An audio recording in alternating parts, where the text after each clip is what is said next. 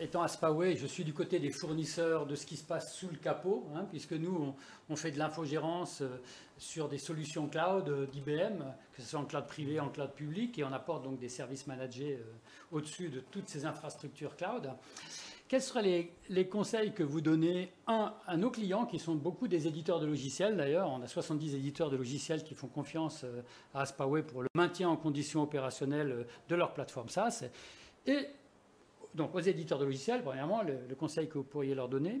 Et deuxièmement, à des gens comme nous, à des MSP, des Managed Service Providers, des infogéreurs, des gens qui veulent vous éviter à vous et aux éditeurs de mettre la tête sous le capot.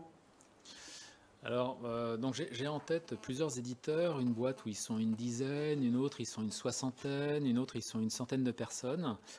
Et tous, je leur ai tous dit la même chose, ne vous occupez pas de la production. Vous n'êtes pas au pupitre la nuit, c'est un métier, il y a beaucoup trop d'interactions, c'est complexe de gérer de la prod. Donc, moi, dans mes expériences de DSI, je gère de la prod en permanence.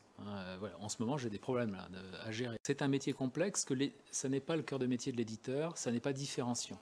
Donc je pense qu'il vaut mieux externaliser ça. En plus de profiter, je me souviens, j'avais assisté à un plateau d'Aspaway, j'avais trouvé intéressant les conseils, disons, l'assistance qui était apportée pour aborder en fait la mise sur le marché, la façon de gérer tout ça sur le plan technique. Donc je pense que les éditeurs, voilà, c'est pas un problème, ça coûtera moins cher en fait. C'est une illusion de croire que ça coûtera plus cher.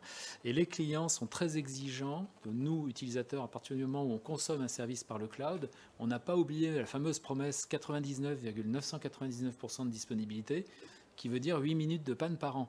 Hein, donc cette promesse-là, elle n'est pas possible. Mais même si c'était 99,9, c'est hyper exigeant. Et les éditeurs, vous ne pouvez pas fabriquer ça tout seul. En fait, il faut des spécialistes. Donc, mais nous, les clients, c'est ce que nous attendons. Nous voulons quelque chose qui marche tout le temps. Voilà la promesse du SaaS, c'est la vitesse, la fiabilité, l'industrialisation, l'intelligence, les bonnes pratiques. Voilà. Et pour des gens qui vous proposent de l'hébergement et de l'infogérance de vos solutions cloud, pour vous éviter à vous, effectivement, de vous en occuper en tant que DSI. Moi, j'attends de la part des infogéreurs qu'ils expriment leur profession de foi sur leur vision de l'industrialisation. Ils disent, voilà, pour nous, le standard, les services, c'est comme ça, monsieur, c'est comme ça que ça marche.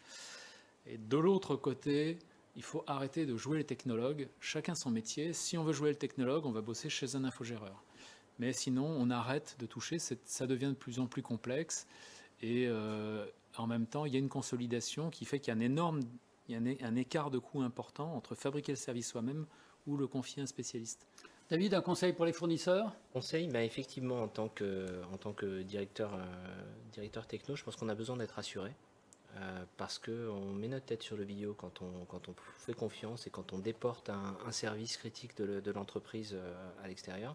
Donc on a besoin de cette réassurance, on a besoin d'avoir des indicateurs clairs de disponibilité, d'avoir des indicateurs, d'être informé quand il y a une panne, du pourquoi, pour pouvoir le rendre aux utilisateurs. Le SaaS, encore une fois, ça répond à 80% des besoins des utilisateurs, il en manque 20%.